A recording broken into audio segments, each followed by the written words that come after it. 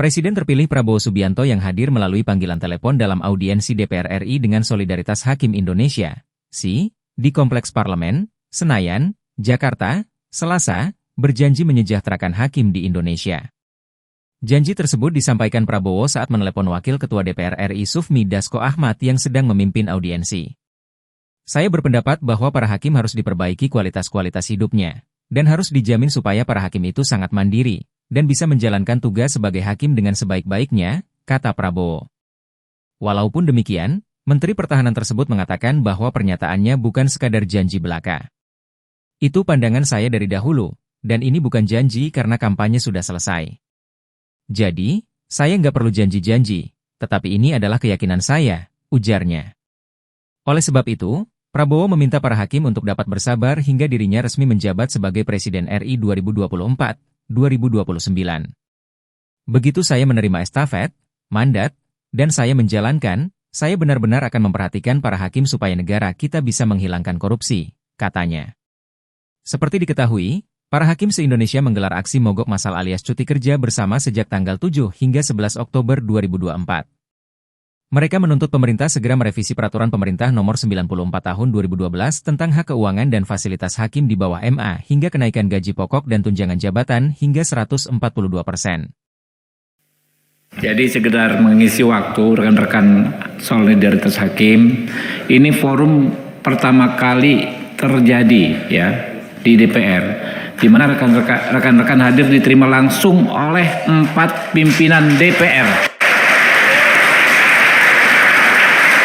Bukan lagi pimpinan komisi ya, tapi 4 pimpinan DPR. Coba cek, setahu saya belum pernah. Ya, Pak, ini dengan perwakilan hakim, mohon izin bicara Pak. Ya, bismillahirrahmanirrahim. Assalamualaikum warahmatullahi wabarakatuh. Salam sejahtera kita sekalian. Shalom, Om Swastiastu. Saudara-saudara sekalian, saya diberitahu oleh Profesor Dasko bahwa ada pertemuan antara saudara-saudara perwakilan dari para hakim dengan pimpinan DPR. Saya memang menaruh perhatian yang sangat besar sudah sejak lama terhadap para hakim. Saya berpendapat bahwa yudikatif kita harus sangat kuat, dan karena itu dari dulu pendapat saya, saudara boleh cek di semua pidato saya, di berbagai juga tulisan saya, saudara bisa dipelajari rekam saya, rekam jejak ucapan-ucapan saya sangat berpendapat bahwa para hakim harus diperbaiki kualitas hidupnya, dan harus dijamin supaya para hakim itu sangat mandiri dan bisa menjalankan tugas sebagai hakim dengan sebaik-baiknya. Karena itu dari dulu rencana saya ingin memperbaiki remunerasi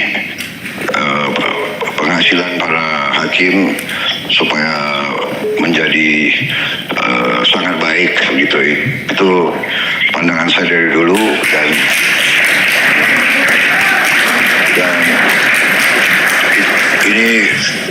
ini bukan janji karena kampanye sudah selesai, jadi saya tidak perlu janji-janji, tapi ini adalah keyakinan saya. Jadi saya minta para hakim sabar sebentar, ya kan?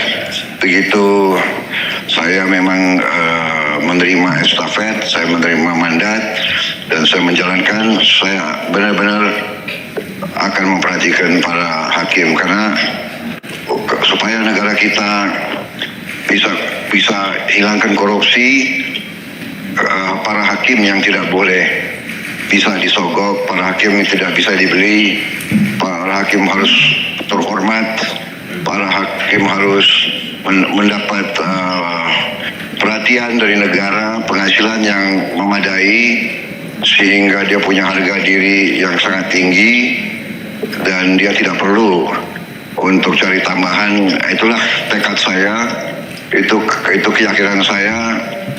Untuk itu saya mohon bantuan saudara-saudara. Marilah kita bersatu, kita benahi negara kita. Kita yakinkan semua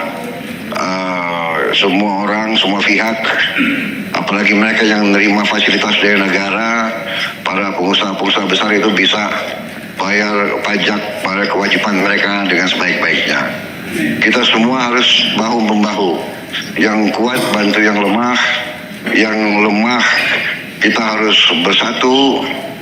Jadi negara kita sama-sama akan bangkit, sama-sama akan makmur. Saya kira itu para hakim yang saya hormati, mohon sabar. Saya juga kaget saya mendengar kondisi kalian, tapi saya sudah merencanakan bagaimana kita memperbaiki kondisi kalian. Saya kira itu dulu sementara, ya, saudara-saudara. Pada saatnya nanti saya bisa minta waktu untuk saya bisa mungkin tatap muka dan bicara langsung sama saudara-saudara. Tapi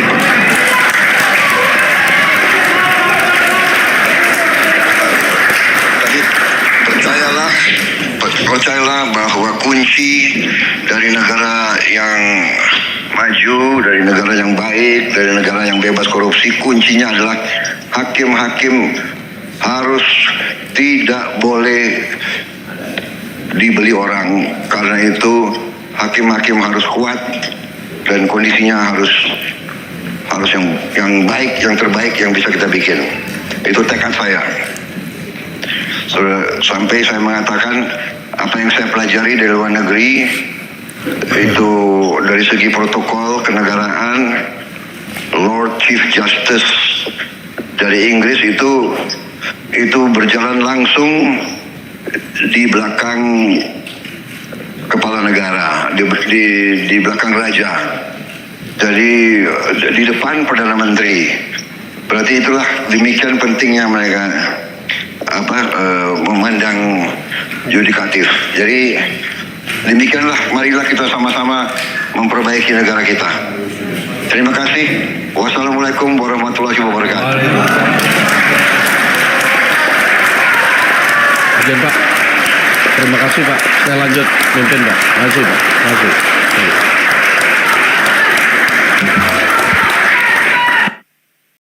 Halo, selamat berjumpa dengan saya Anika, pembaca berita podcastnews.id.